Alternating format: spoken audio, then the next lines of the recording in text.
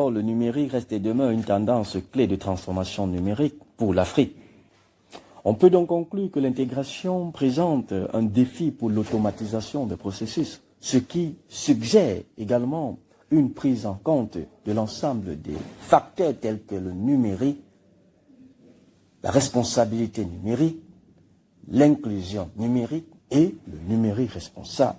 En améliorant la connectivité, l'inclusion financière et l'accès aux services commerciaux et publics, la technologie peut amplement concourir à promouvoir l'égalité des hommes sur la Terre, notamment nos frères et nos sœurs reculés des technologies informatiques situés dans des périphériques ou alors dans des quartiers beaucoup plus reculés des villes. Ainsi, dans le domaine de la santé, les technologies d'avant-garde faisant appel à l'intelligence artificielle aident à sauver des vies, à diagnostiquer des maladies et à accroître l'espérance de vie. En matière d'enseignement, des environnements d'apprentissage virtuels et les possibilités de formation à distance donnent accès à des programmes éducatifs à des personnes qui en seraient autrement exclues. Le tout premier axe de lutte contre la fracture numérique passe par l'accès à Internet. Il est donc essentiel de renforcer l'accès aux ressources numériques en réduisant la fracture numérique. Cela passe par le développement de l'infrastructure Internet et la mise en place des programmes d'aide pour faciliter l'achat d'appareils et des abonnements, en l'occurrence via les populations les plus vulnérables et beaucoup plus reculées des villes.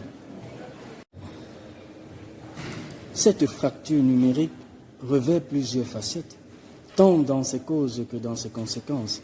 Elle peut découler de disparités géographiques, économiques ou d'une appréhension limitée des outils informatiques, en particulier chez des personnes en situation de handicap et ayant des revenus assez faibles. En général, pour lutter contre la fracture numérique ou alors éviter cette notion de fracture numérique, plusieurs mesures peuvent être prises, notamment en développant l'infrastructure en connectivité solide et abordable, en particulier en assurant un accès Internet fiable dans les zones rurales et beaucoup plus éloignées, lutter contre l'exclusion numérique, éventuellement donner la possibilité à l'ensemble des populations situées dans des collectivités territoriales décentralisées d'avoir des outils nécessaires pour effectuer l'ensemble des démarches administratives en ligne, et notamment avoir la possibilité de s'outiller aussi rapide que cela laisse entendre et à de faibles coûts. Face à l'électronisme et à la fracture numérique, des questions peuvent être mises en place. L'objectif de ces solutions doit être l'inclusion numérique.